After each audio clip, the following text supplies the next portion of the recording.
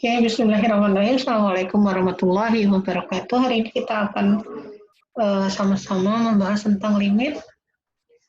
Limit ini nanti akan kita bahas ke dalam dua pertemuan sekarang dan pertemuan minggu depan. Nah, sebelum itu seperti biasa, kita baca basmalah. Bismillahirrahmanirrahim. Semoga apa-apa yang kita pelajari hari ini memberikan keberkahan buat kita semua. Oke, kita sekarang mulai dari limit. Jadi sebetulnya gini, limit ini kan udah pernah diajari waktu SMA. Kalau misalnya kalian pernah masuk SMA, itu pasti sudah pernah diajarin, terutama yang masuknya ke program studi bagian IPA. Nah, limit sendiri itu merupakan bagian dari aljabar. Dan limit dibagi menjadi dua bagian, yaitu limit mendekati konstanta tertentu atau kita sebut dengan limit tertentu, dan limit yang mendekati tak hingga atau kita sebut dengan limit tak hingga. Nah, kemudian mekanisme penyelesaiannya biasanya kalau yang mendekati konstanta tertentu biasanya kita bisa menyelesaikan dengan substitusi asalkan hasilnya tidak nol, kemudian pemfaktoran atau perkalian sekawan.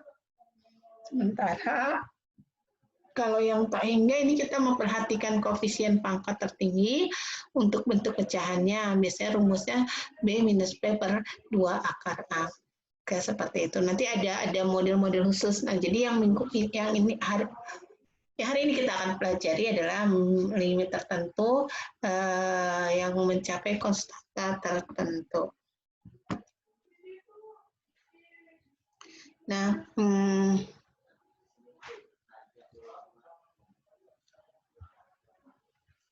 selanjutnya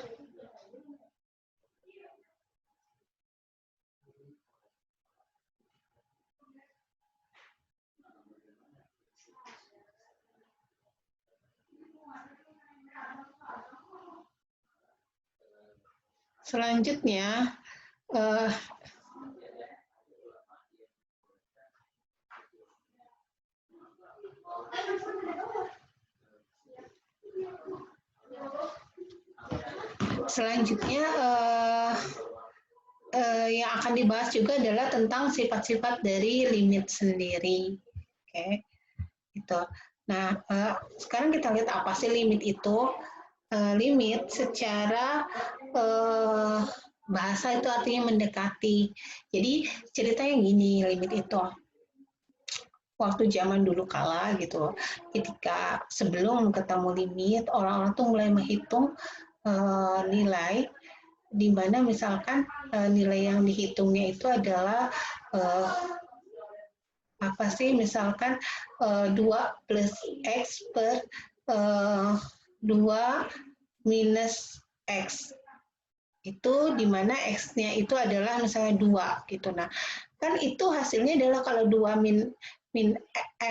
plus X kan 2 tambah 2 dibagi 2 kurangi 2, 0.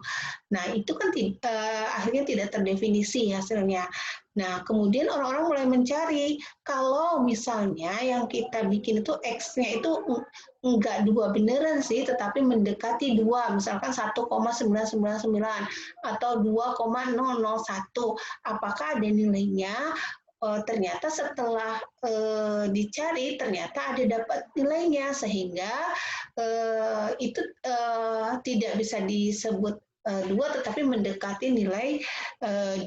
Nah, itu yang kenapa akhirnya timbullah limit gitu, seperti itu. Jadi nilai-nilai yang ternyata bisa menyelesaikan satu permasalahan atau satu fungsi persamaan ketika si yang menjadi solusinya itu adalah yang mendekati 2 atau kita sebut cukup mendekat. Nah, sifat-sifat limit sendiri ada cukup banyak.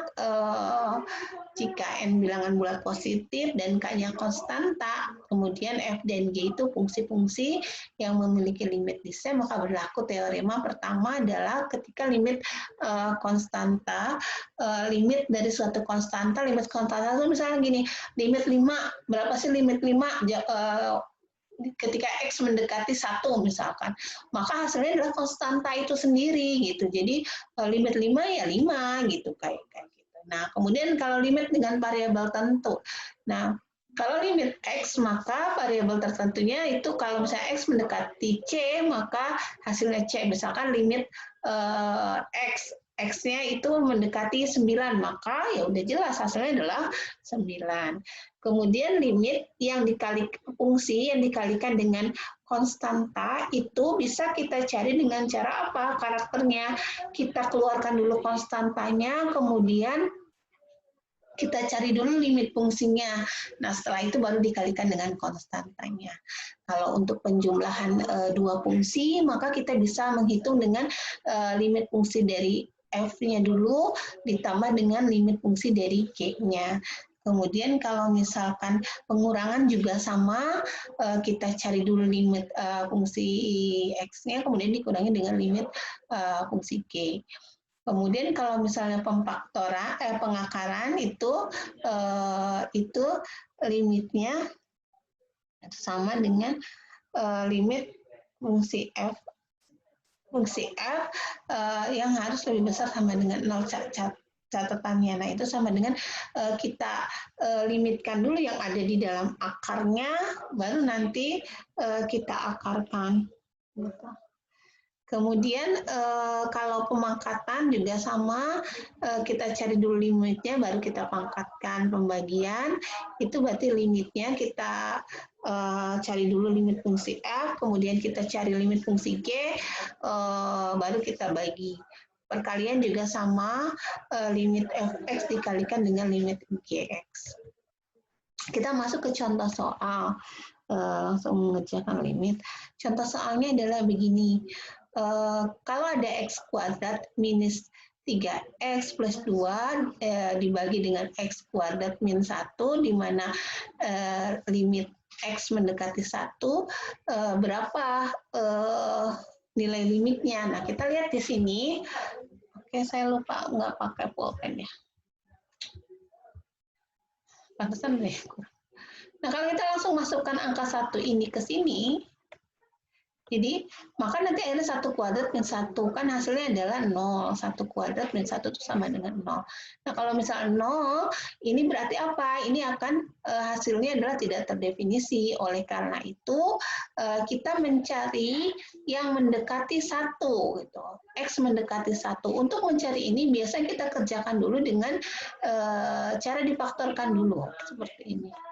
Nah, kita faktorkan, ini kan ada dua persamaan, ini persamaan 1, persamaan kedua. Gitu. Nah, kita faktorkan masing-masing persamaan yang dari pembilang dan penyebutnya.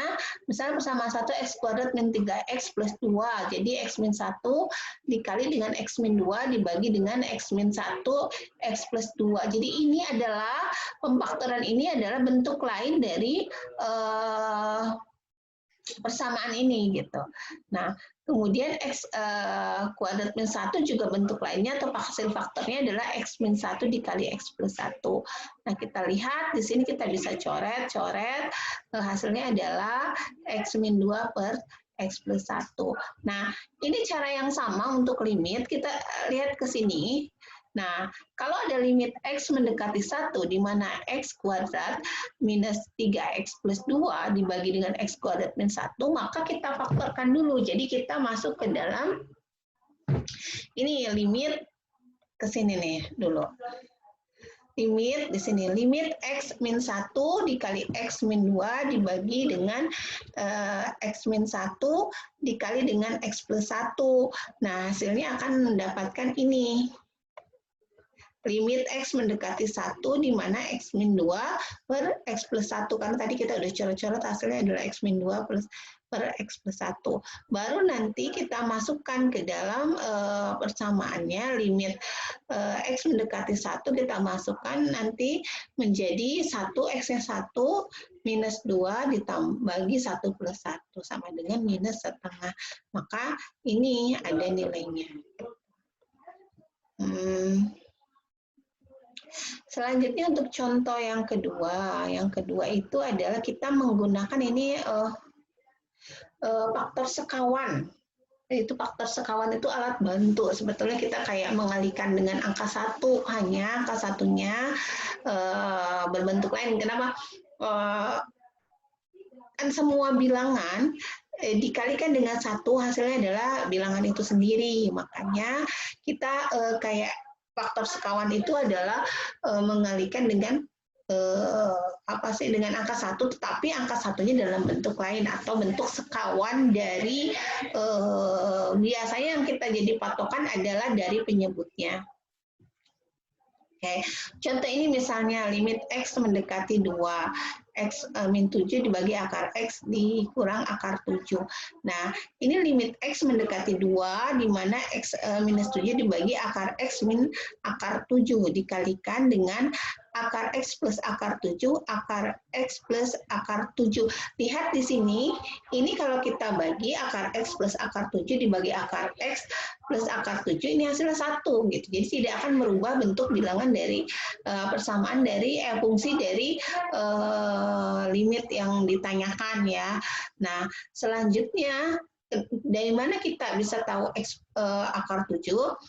Akar X plus akar 7, karena kita sekawan itu di sini, faktor sekawannya, kita patokannya di sini. Kok ini nggak tanda negatif? Nah, karena kalau misalnya kita dalam pemfaktoran, biasanya kalau kita cari ini, apa kalau ditanda negatif lagi, nanti tidak menyelesaikan permasalahan. Biasanya kalau misalnya faktor sekawan itu, kalau di sini tandanya negatif, maka kita bikinnya di sini tandanya positif. Sebaliknya, kalau di sini positif, biasanya kita cari tanda negatif, sehingga kita nanti akan mendapatkan nilai yang dimaksud. Contohnya bisa kayak gini. Nah, kemudian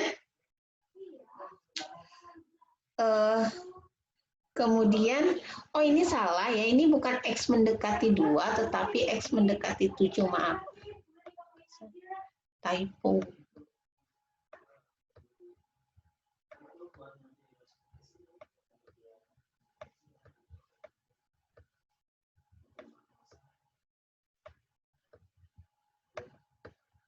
Nah, oke. Nah, sekarang kita kalikan. Pengaliannya biasa. Ini dikalikan ini dikalikan ini. Jadi, ini dikalikan ke sini kan hasilnya X.